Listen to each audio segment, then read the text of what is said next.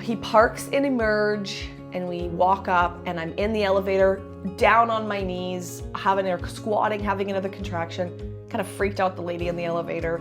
We get up to the front desk of the labor and delivery ward. Again, another hard contraction. I'm squatting down.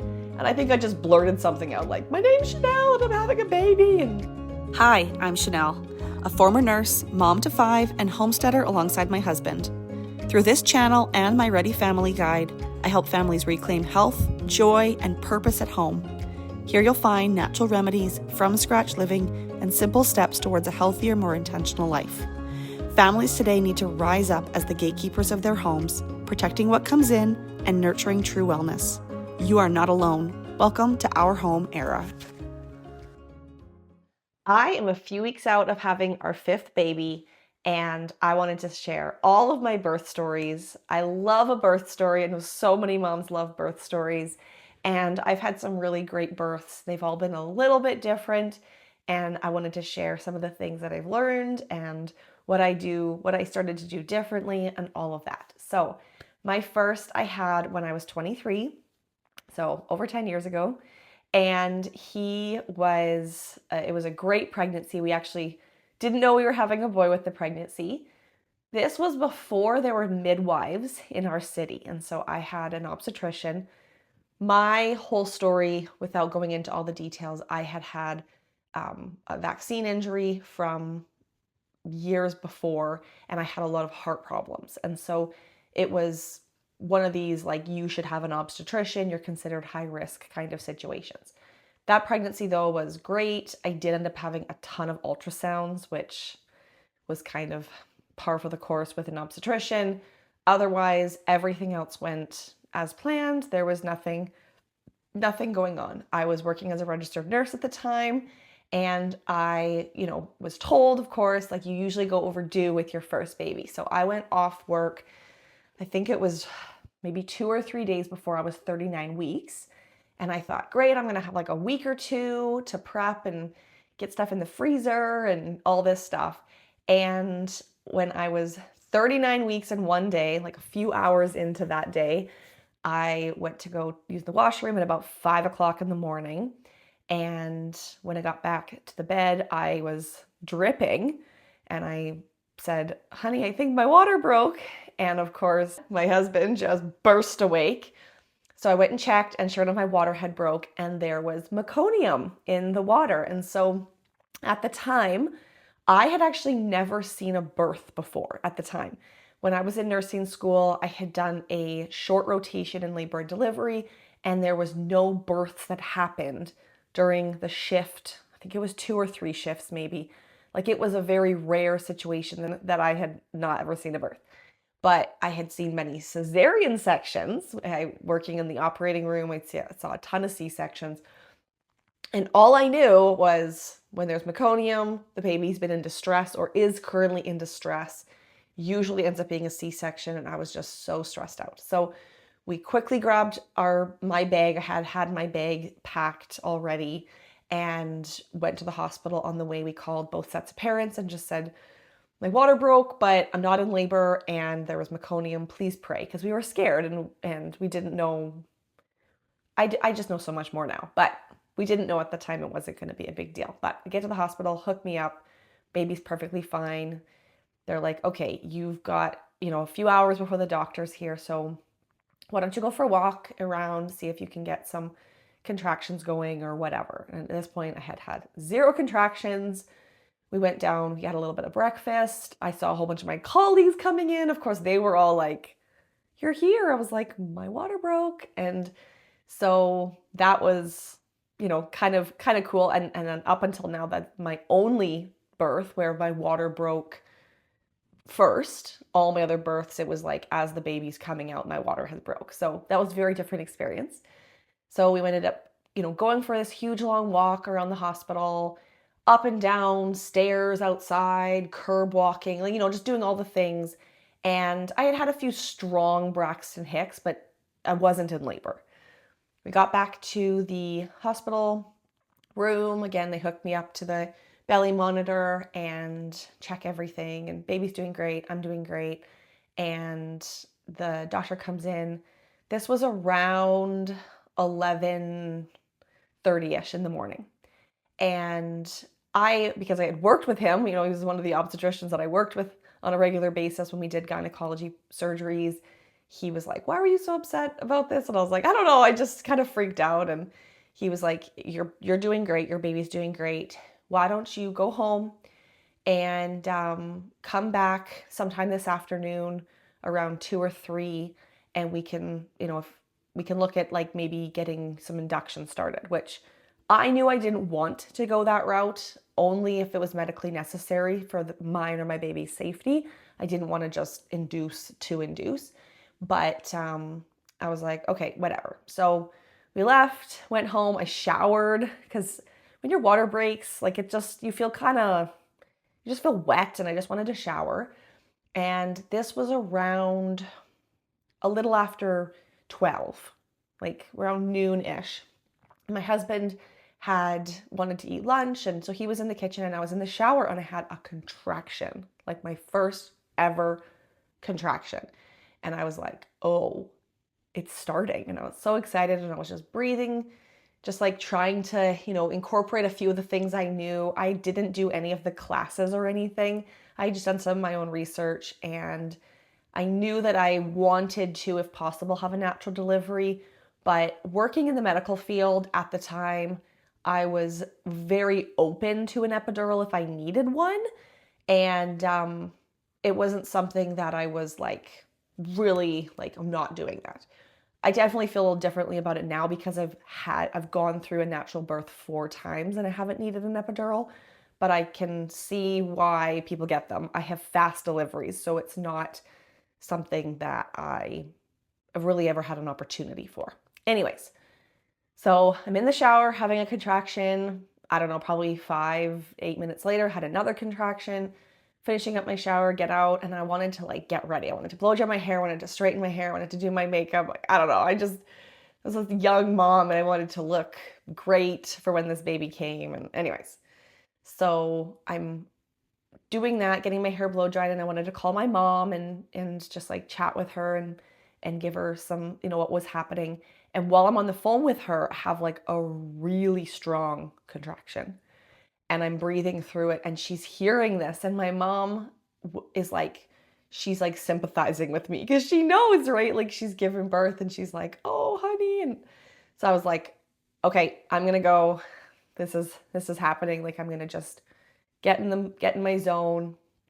And basically right after that point, it was probably like 12:40ish, 12:30, 12:40, I was immediately in like hard labor. Like that contraction, they started to come back to back to back. And my husband was trying to eat something in the kitchen, and like warmed up some food. And I yelled for him because I was like, I was getting honestly close to transition because it was such a fast delivery. But I was like, I'm in active labor and I need help through every contraction. They were coming like back to back to back to back.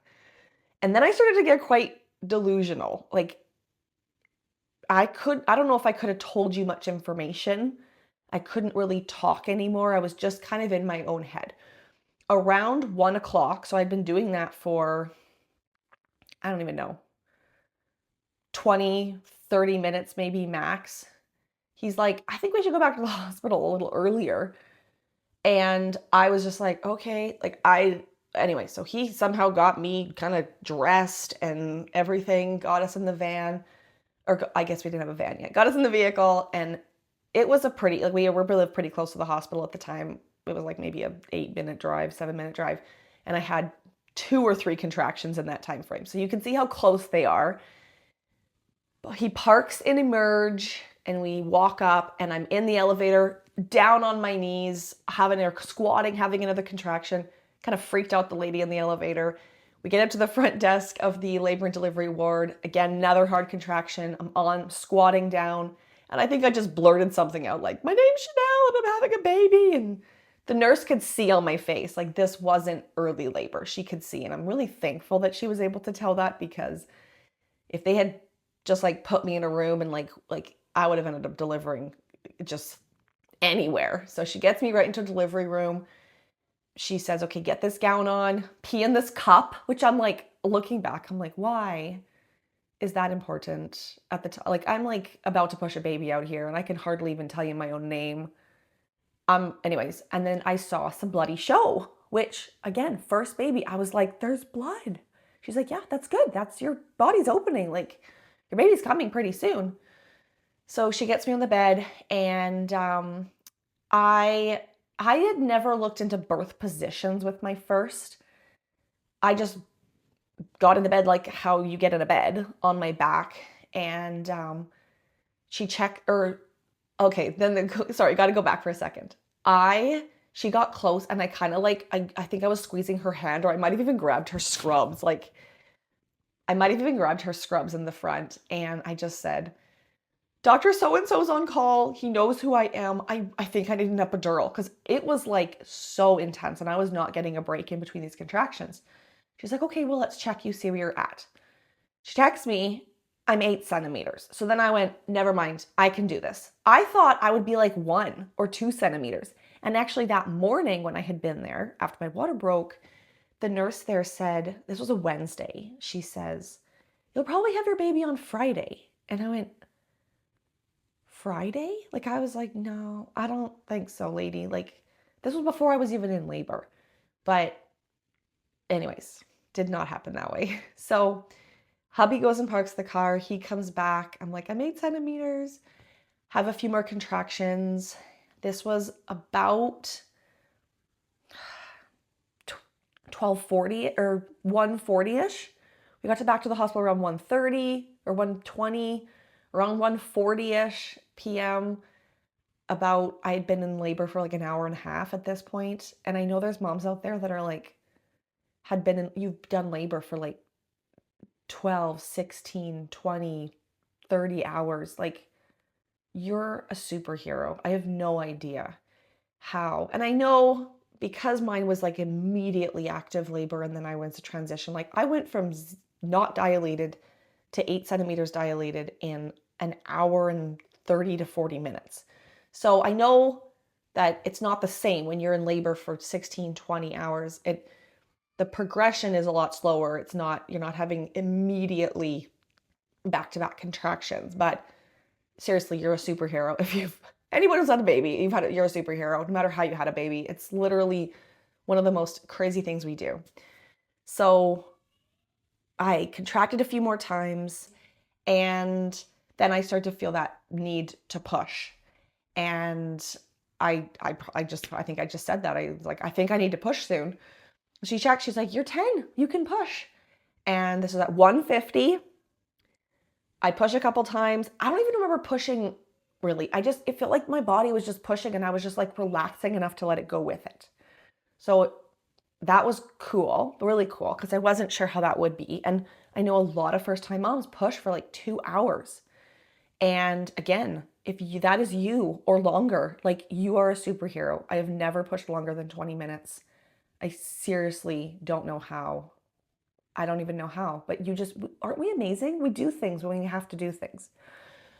Right away, she could tell that this baby was coming sooner. So she quickly called, and my doctor, my obstetrician, was in the next room delivering that baby, but the pushing phase was a lot longer for her. And so they quickly called for him and said, like, this lady in here needs you. She's like, the baby's crowning and she's only pushed a couple times. And, so anyways, he quickly runs in. He was a little aggravated, unfortunately, because he got like pulled away from a delivery, like having two people pushing at the exact same time. I can tell that would be frustrating for an obstetrician. Anyways. And so I remember feeling or seeing him like kind of stretching the area. I obviously didn't want to tear, but unfortunately did. I had my baby at 210.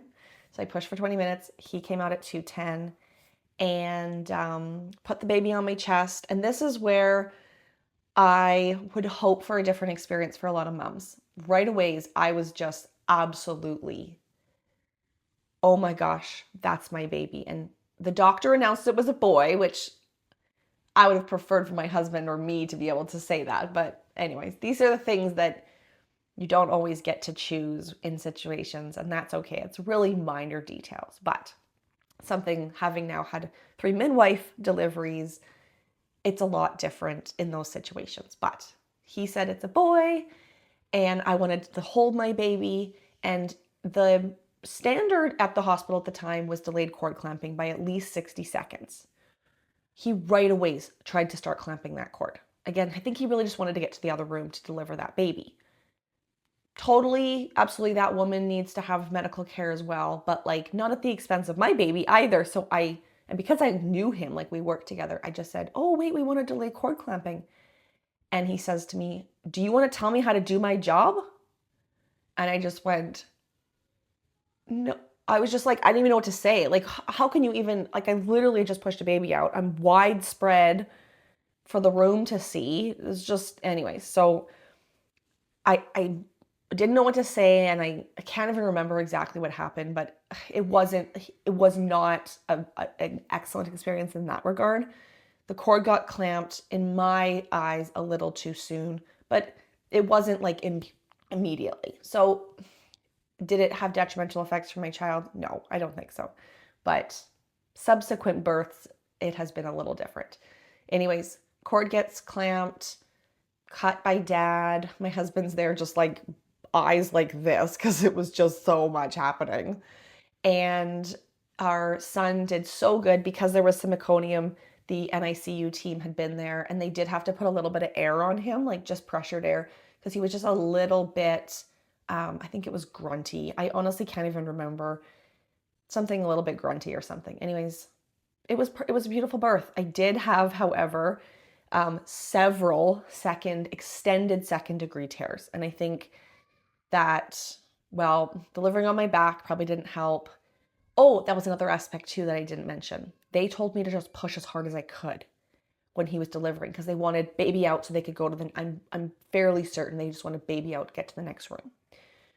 Where a coached pushing situation where it's a midwife or a doula or somebody that can coach you through pushing, that probably would have been beneficial for me to slow that process down. I don't remember ever feeling like I was pushing hard, but I must just have the right shape pelvis or something because my babies, they're low and then they just can come out really, like it's like right there. But obviously all that tissue in the way has to get out of the way quickly, and that quick motion is where tears happen. So if I had been coached to breathe and not like just push with my body, I maybe wouldn't have torn. But anyways, I did have significant second degree tear in multiple directions, and he spent a lot of time suturing me up. Unfortunately, sutured me a little tight. That caused some problems down the road, but those got resolved. You know, everything functions as it should now, which is obviously the most important thing. But overall, I had a really great delivery. I mean, like 2 hours from first contraction to baby out is like crazy for your first. It's called a precipitous birth. It's incredibly intense, but you just do it. It's just over with pretty quick. And so I'm sure there's moms out there that have had a slower delivery and a precipitous birth, and they can give you that kind of like, oh, I like this or the other better. I've had precipitous births with pretty much all of my children, and my fourth, though, we'll get to that.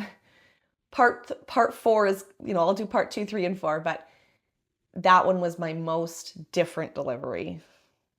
So anyways, but I've had precipitous births pretty much with all my kids, and so I can't give you a comparison on what's harder or whatever, but your body's going to do what your body's going to do. We can't obviously choose these things. So anyways, that is my first birth, my oldest son. He ended up being 6 pounds, 8 ounces, which was like a great first birth size. They have gotten larger every time. And so, that is, I don't know how much that actually plays into the intensity of a delivery, but when you're looking at a 6.5 to an 8.5 pound baby, I mean, the 2 pounds is a pretty significant size difference when you're looking at a newborn.